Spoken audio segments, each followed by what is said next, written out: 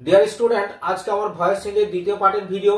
তোমরা যদি পার্ট 1 এর ভিডিওটা না দেখে থাকো তাহলে দেখো, ডেসক্রিপশনে লিংক দেওয়া রয়েছে, ওই লিংকে গিয়ে তোমরা ভিডিওটা আগে দেখে নাও, তারপরে তোমরা পার্ট 2 এর ভিডিওটা দেখো।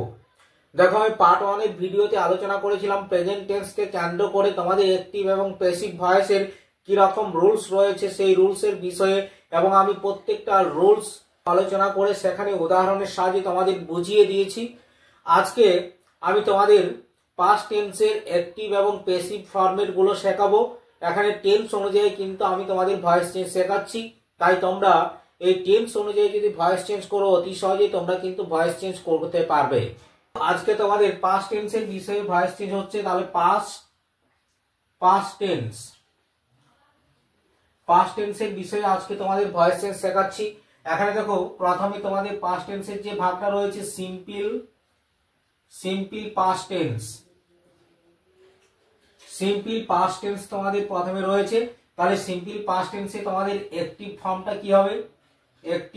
অ্যাক্টিভে প্রথমে থাকবে তোমার সাবজেক্ট দেওয়া থাকবে, তারপরে এখানে ভার্বের 2 নাম্বার ফর্মটা থাকবে, তারপরে এখানে থাকবে অবজেক্ট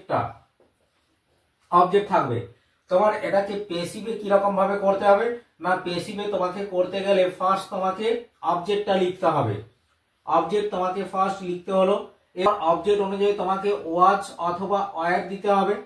দেখো, তুমি কোথায় ওয়াচ বস করাবে না, যদি অবজেক্টটা একটা জিনিসকে বোঝায় তাহলে তোমাকে ওয়াচ লিখতে হবে, আর যদি অনেকগুলো জিনিসকে বোঝায় তাহলে তোমাকে ওয়্যার লিখতে হবে।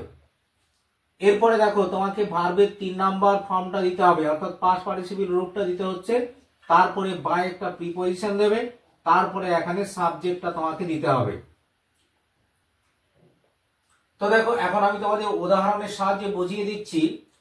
দেখো, এখানে ফার্স্ট একটা উদাহরণের সাহায্যে তোমাদের বুঝিয়ে দিচ্ছি। রাম এট রাইস, রাম ভাত খেয়েছিল। তো দেখো, এখানে এটা তোমার সাবজেক্ট রয়েছে, এটা ভার্বের 2 নাম্বার ফর্ম রয়েছে, আর এটা রয়েছে তোমাদের অবজেক্ট। তাহলে দেখো, অবজেক্ট তোমার এখানে কি রয়েছে? রাইস রয়েছে। তাহলে এটা দেখো তোমার অ্যাক্টিভ ফর্মে রয়েছে। অ্যাক্টিভ ফর্মে দেখো, প্রথমে রাম হচ্ছে সাবজেক্ট, তারপরে হচ্ছে একটা হচ্ছে ভার্বের 2 নাম্বার ফর্ম, এবং অবজেক্ট হিসাবে তোমাদের এখানে রয়েছে রাইস। তাহলে এটাকে তোমার প্যাসিভে করতে গেলে ফার্স্ট তোমাকে কি বলেছে? অবজেক্টটা লিখতে বলেছে। তাহলে তোমাকে ফার্স্ট অবজেক্টটা লিখতে হবে, রাইস।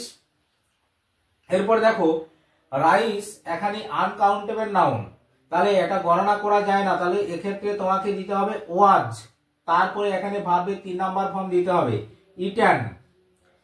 ইটেন, তারপরে দিতে হচ্ছে বাই, তারপরে সাবজেক্টটা দিয়ে দেবে। এখানে রাম রয়েছে, রাম। আশা করি তোমরা এই ভয়েসটা বুঝতে পারলে। আরেকটা তোমাদের উদাহরণের সাহায্যে বুঝিয়ে দিচ্ছি। দেখো, সি কুক রাইস, সে ভাত রান্না করেছিল। তাহলে দেখো, এই যে সিটা এখানে সাবজেক্ট, এটাকে আমরা বলবো ভার্বের 2 নাম্বার ফর্ম রয়েছে, আর এটা হচ্ছে অবজেক্ট। তাহলে এটা যখন তুমি ভয়েস করবে তোমাকে কি করতে হবে? আগে অবজেক্টটা লিখতে হবে। তাহলে এখানে দিয়ে দিলাম রাইস, তারপরে হচ্ছে ওয়াজ, অর্থাৎ ওয়াজ অথবা অয়েলের মধ্যে যে কোনো একটা তোমাকে দিতে বলেছে, তাহলে এখানে তুমি দিয়ে দিলে ওয়াজ, তারপরে এখানে তোমার ভার্বের 3 নাম্বার ফর্ম দিতে হবে, কুকটাই হবে। তাহলে এখানে তোমার কুকড হচ্ছে ভার্বের 3 নাম্বার ফর্ম, তারপরে দিয়ে দিলে বাই, তারপরে দেখো সাবজেক্ট রয়েছে সি থাকলে এখানে হার হয়ে যাবে। তো দেখো, এখানে সিম্পল পাস্ট টেন্সের ভয়েসটা তোমাদের বুঝিয়ে দিলাম, তোমরা আশা করি বুঝতে পেরেছো। এরপরে তোমাদের পাস্ট কন্টিনিউয়াস টেন্সের ভয়েস চেঞ্জ কি রকম হয় দেখো। তাহলে দেখো, পাস্ট কন্টিনিউয়াস টেন্সের অ্যাক্টিভ এবং প্যাসিভ ফরম্যাটটা কি রকম, এবং কি রকম অতি সহজে আমরা অ্যাক্টিভ থেকে প্যাসিভে আসতে পারবো, তা উদাহরণের সাহায্যে তোমাদেরকে বুঝিয়ে দেব। তো দেখো, এখানে পাস্ট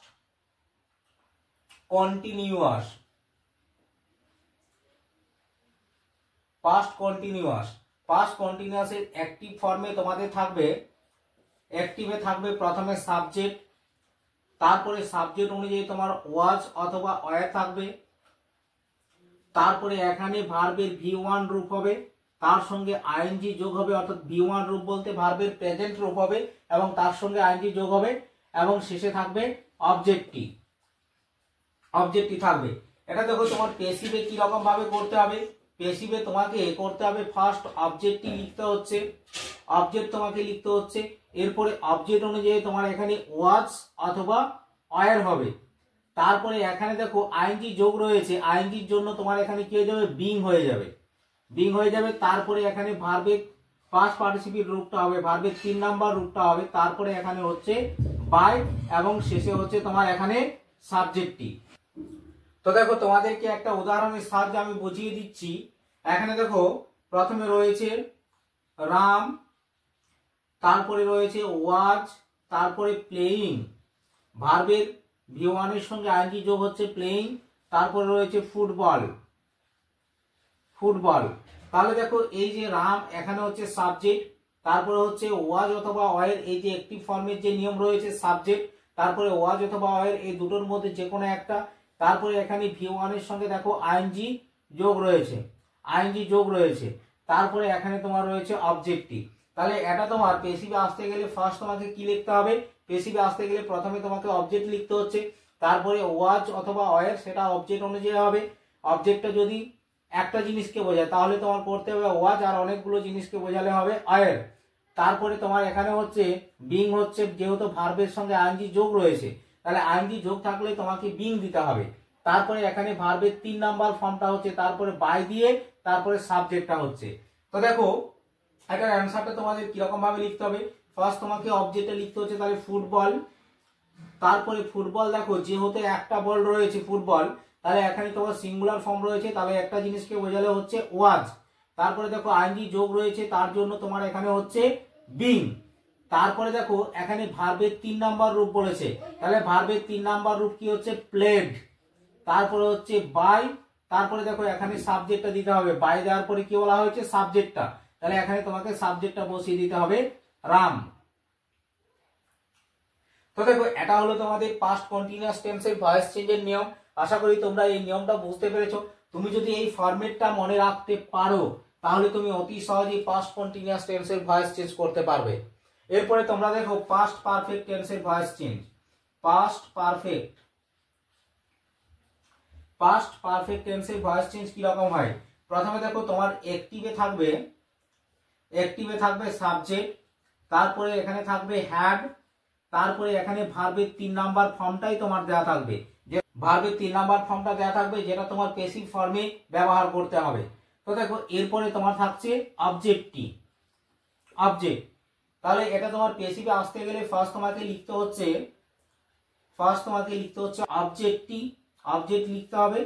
এরপরে দেখো অবজেক্টের পরে তোমাকে হ্যাড বসিয়ে দিতে হচ্ছে, আর হ্যাড থাকলে এখানে তোমার একটা বিন দিতে হবে, BEEN বিন। যেমন আমরা প্রেজেন্ট কন্টিনিউয়াসে আইএনজি যোগ থাকলে কি দিয়েছিলাম, বিং দিয়েছিলাম, বিং দিয়েছিলাম, তেমনি পাস্ট পারফেক্ট টেন্সের ক্ষেত্রে হ্যাড থাকলে তোমাকে দিতে হবে হ্যাড বিন। তারপরে এখানে ভার্বের 3 নাম্বার রূপটাই দিতে হবে, অর্থাৎ যে ভার্বটা তোমার দেওয়া থাকবে সেই ভার্বটাকেই বসিয়ে দিতে হবে। তারপরে এখানে তোমার বাই হচ্ছে, তারপরে শেষে হচ্ছে সাবজেক্টটি। এটা হয়ে গেল তোমাদের পাস্ট পারফেক্ট টেন্সের অ্যাক্টিভ থেকে প্যাসিভে আসার একটা ফরম্যাট। এরপরে দেখো একটা উদাহরণের সাহায্যে তোমাদের বুঝিয়ে দিচ্ছি। আমি যে সেন্টেন্সটা তোমাদের প্রেজেন্ট কন্টিনিউয়াসে দিয়েছিলাম এই সেন্টেন্সটা আমি তোমাদের বুঝিয়ে দিচ্ছি।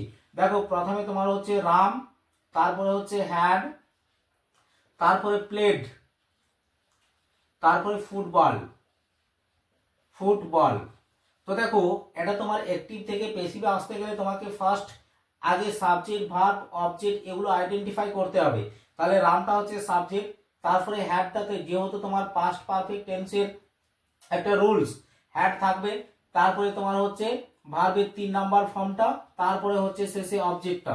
তাহলে তোমাকে ফার্স্ট লিখতে হচ্ছে অবজেক্টটি ফুটবল, ফুটবল। তারপরে তোমাকে দিতে হবে অবজেক্টের পরে কি বলা হয়েছে হ্যাড বিন, তাহলে এখানে হ্যাড, তারপরে তোমাকে লিখে দিতে হচ্ছে বিন, তাহলে হ্যাড থাকলে তোমাকে বিনটা দিতে হবে, তাহলে হয়ে গেল হ্যাড বিন।